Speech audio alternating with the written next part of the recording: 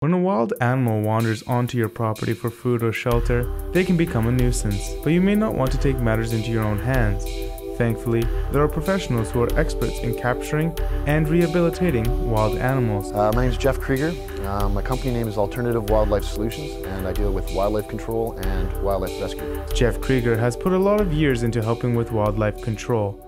Jeff's business, Alternative Wildlife Solutions, keeps him busy, but Jeff also takes the time to volunteer with the SPCA and Wild Ark. Well, I'm on call for the Wild Ark and the SPCA, and so anything that's hit on the road or any kind of rescue, eagles in the water, whatever, whatever comes about that day.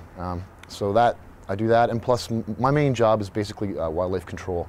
So removing wildlife from buildings, commercial buildings, residential buildings. Through his volunteering, Jeff will have certain cases where he will take the responsibility of rehabilitating wild birds. It is a difficult and time-intensive matter. The beginning of the rehabilitation stage for any bird will start at the Wild Ark.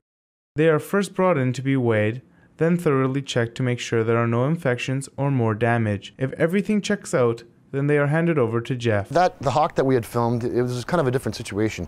That was particularly a bird that had fallen from a nest at a very young age. We couldn't find the nest. Normally we would just I'd climb back up and put the hawk back in the nest with the parents. But we think a great horned owl or some other bird species picked it up from the nest and carried it a distance. Jeff attempts the first stage of rehabilitation with the red-tailed hawk, whom he has given the nickname Thrasher. At this point, Jeff is trying to establish a trust with this wild bird, which is an important factor if Thrasher is to become successfully rehabilitated. This is our test case. We'll call him Thrasher. I just came up with that name because he's thrashed his feathers beyond recognition. He's got broken feathers, broken primaries, which are the feathers on his wings, and he's got broken tail feathers.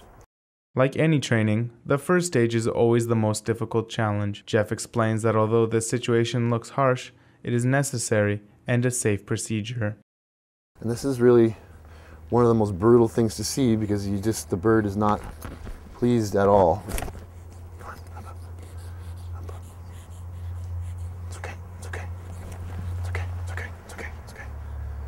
So that's the first step right there.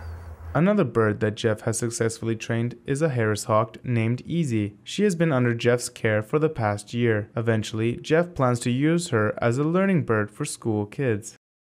And she's a little grumpy right now. She's always grumpy, but she's been waiting to go out all afternoon. So this is a hood to keep the bird calm when you're transporting the bird or weighing the bird, which is I'm going to show you in a few minutes.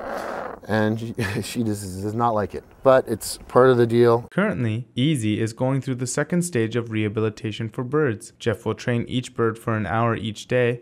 Before any flying may take place though, Jeff must make sure that the birds are at a correct weight and are properly secured. It's almost like a racehorse. You don't want to feed a racehorse too much food before the day of the race. And just like people too, right? It's the same thing. So these guys have to be hungry in order to be stimulated by your commands, kind of thing. It's really important. Jeff will train for an hour with Easy each day. Thankfully, Victoria is rich with open fields for Easy to learn on. As Easy learns to fly longer distances to catch her food, it is a positive sign that Jeff will soon be able to take her off the clearance line and allow her to fly more freely. Presumably we have the bird flying to the fist. And we do in this case. Then the next step is to fly to the lure. What the lure is it's an insurance-y policy. The lure is a leather duck. What you do is you strap a very large piece of meat and their favorite kind of meat to the lure. And every time they see that lure, they know they're getting fed. And they're getting fed maximum amount. Their belly's going to be full.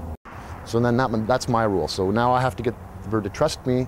And then we go out and I teach the bird how to hunt. And after a good successful 6 or 7 months of hunting, I'll release the bird into the wild. And it'll have the skills that it needs to survive.